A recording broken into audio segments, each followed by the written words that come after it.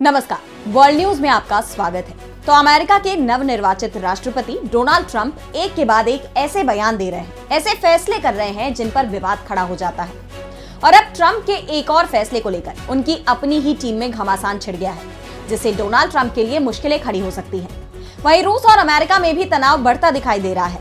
रूस ने अमेरिका को परमाणु हमले को लेकर चेतावनी दे दी है। तो क्या ट्रंप के सत्ता में आते ही रूस अमेरिका में छिड़ जाएगी जंग? इस पर हम करेंगे चर्चा, लेकिन आइए जरा उन खबरों को भी देख लें जिन पर आगे होगी बात। जर्मनी में सियासी संकट, राष्ट्रपति ने भंग की संसद।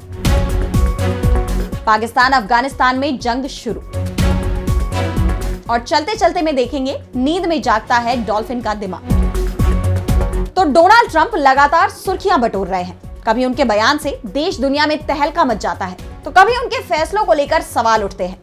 लेकिन इस बार उनकी अपनी ही टीम में खींचतान देखी जा रही है, और इसकी वजह है ट्रंप का एक और बड़ा फैसला। जी हां, सत्ता में आने से पहले ही ट्रंप ने कई मुद्दों पर अपनी रणनीतियां साफ कर दी हैं।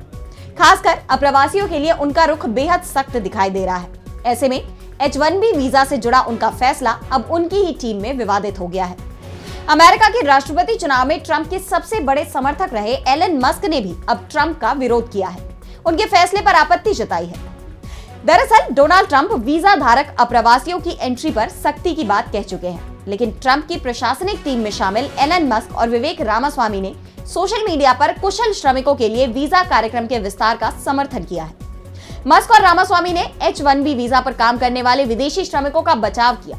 उन्होंने तर्क दिया कि अमेरिकी टेक कंपनियों को कामकाज के लिए इनकी जरूरत है। हालांकि ट्रंप के कई समर्थकों ने इसे उनके प्रशासन की सख्त इमिग्रेशन नीतियों के खिलाफ बताया।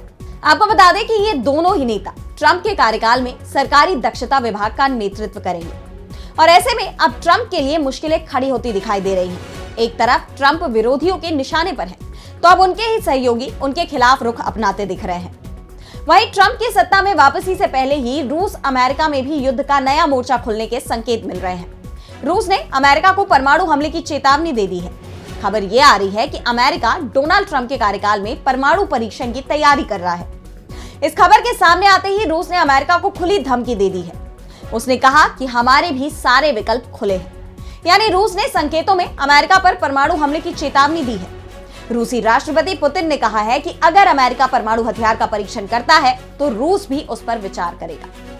रूसी उप विदेश मंत्री सर्गेई रयाबकोव ने कहा कि ट्रंप ने अपने पहले कार्यकाल के दौरान परमाणु परीक्षण प्रतिबंध संधि CTBT पर कड़ा रुख अपनाया था।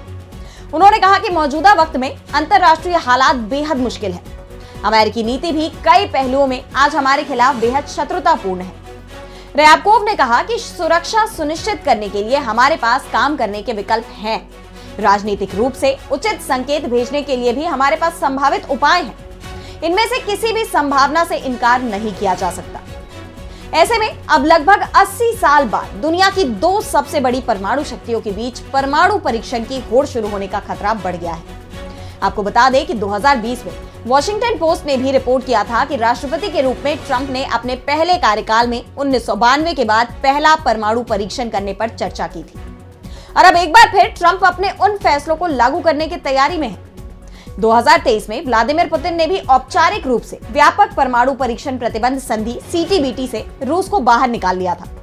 यानी दोनों देशों में जंग छिड़ने के आसार साफ साफ दिखाई दे रहे हैं। आंकड़ों की माने तो रूस और अमेरिका के पास दुनिया के 88% परमाणु बम है, और ऐसे में ये जंग बड़ी तबाही ला सकता है, जिसे लेकर दुनिया भी टेंशन में है। और अब बढ़ते हैं अगली खबर की तरफ, जहां हम बात करेंगे जर्मनी में भंग हुई संसद की। तो जर्मनी के राष्ट्रपति फ्रैंक वॉल्टर स्टीनमियर ने संसद भंग कर दी है। उन्होंने संसद के निचले सदन बुंडेस्टैग को भंग कर दिया, जिससे वक्त से पहले संघीय चुनाव का रास्ता साफ हो गया है। समाचार एजेंसी शिन्हुआ के तहत स्टीनमियर ने बर्लिन में घोषणा की कि प्रमुख राजनीतिक दलों की सहमति के मुताबिक 23 फरवरी को तुरंत प्रभाव से चुनाव होंगे। अपनी इस घोषणा में स्टीनमियर ने इस बात पर जोर दिया कि इस चुनौतीपूर्ण वक्त में देश को एक भरोसेमंद संसदीय बहुमत वाली सक्षम सरकार की जरूरत है। देश के हित के लिए नए चुनाव उचित कदम है। दरअसल जर्मनी के चांसलर ओलाफ शोल्ज ने संसद में विश्वास मत 16 दिसंबर को खो दिया था, और अब वो अल्पमत सरकार का नेतृत्व कर रहे हैं, क्योंकि उनका 3 दलीय गठबंधन 6 नवंबर को ही टूट गया था, जब उन्होंने जर्मनी की स्थिर अर्थव्यवस्था को पुनर्जीवित करने के तरीके पर विवाद के कारण अपने वित्त मंत्री को बर्खास्त कर दिया था। और अब राष्ट्रपति के इस कदम ने स्कोल्स की अल्पसंख्यक गठबंधन सरकार को भी भंग कर दिया है। राष्ट्रपति स्टीनमेयर ने कहा कि उन्होंने ये फैसला इसलिए लिया क्योंकि पार्टी नेताओं के साथ परामर्श के बाद ये साफ हो गया था कि वर्तमान संसद में नई सरकार के लिए बहुमत पर जर्मनी के राजनीतिक दलों के बीच कोई सहमति नहीं थी। विश्वास मत में 207 संसद सदस्यों ने स्कोल्स पर विश्वास जताया, जबकि 394 ने उनके खिलाफ मतदान किया था। वहीं 116 ने मतदान में भाग ही नहीं लिया। हालांकि सैद्धांतिक रूप से स्कोल्स बहुमत के बिना भी पद पर बने रह सकते थे, लेकिन ये राजनीतिक रूप से अस्थिर होता क्योंकि बुंडेस्टैग कानून पारित करने में असमर्थ होता।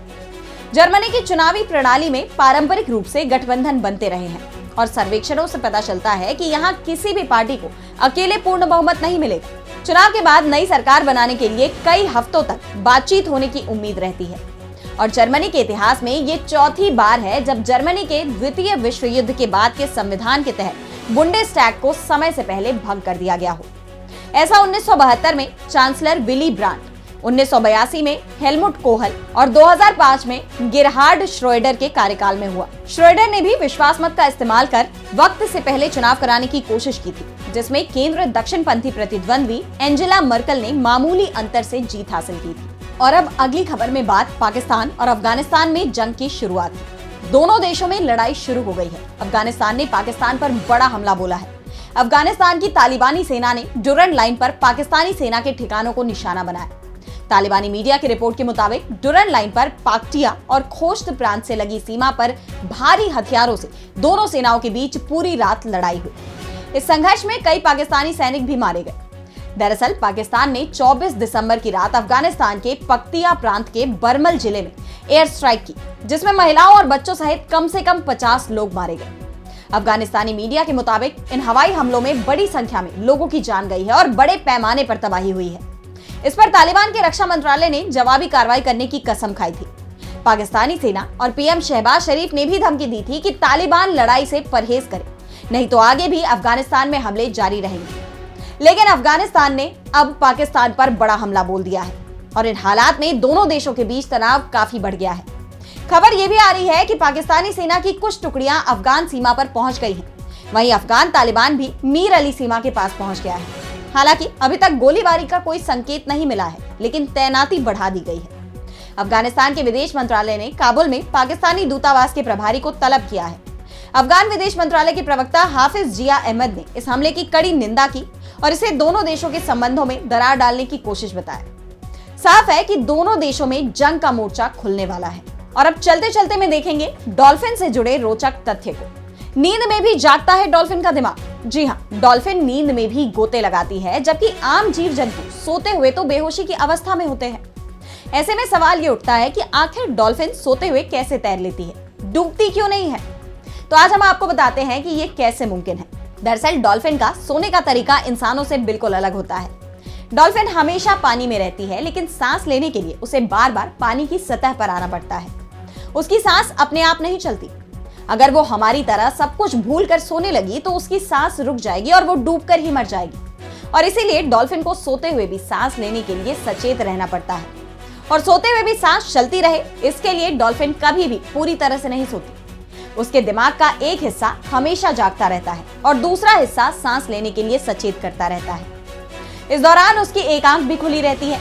उसके शरीर की संरचना ही ऐसी है कि जब उसके दिमाग का बायां हिस्सा सोता है तो दाईं आंख खुली रहती है और जब दायां हिस्सा सोता है तो बाईं आंख खुली रहती है। इसे कैट नैपिंग कहा जाता है। एक वक्त मस्तिष्क का एक गोलार्ध सोता है और इसलिए इसे यूनिहेमिस्फेरिक नींद भी कही जाती है। डॉल्फिन की ये खासियत उसे शिकारियों के हमले और दूसरी बाधाओं से भी बचाती है। अक्सर वो पानी की सतह के बिल्कुल करीब बिना हिले डुले धीरे धीरे तैरते हुए सोती है। इसे लॉगिंग कहा जाता है क्योंकि इस दौरान डॉल्फिन वुडन लॉग यानी लकड़ी के टुकड़े जैसी दिखती है। कभी कभी वो कम गहराई में समुद्र तल पर भी सो जाती है, लेकिन उसे सांस लेने के लिए लगातार बाहर आना ही पड़ता है। तो आज इस वर्ल्ड बुलेटिन में इतना ही। देश दुनिया की तमाम बड़ी खबरों के लिए बने रहिए डीबी लाइव के साथ और मुझे दीजिए इजाजत। नमस्कार।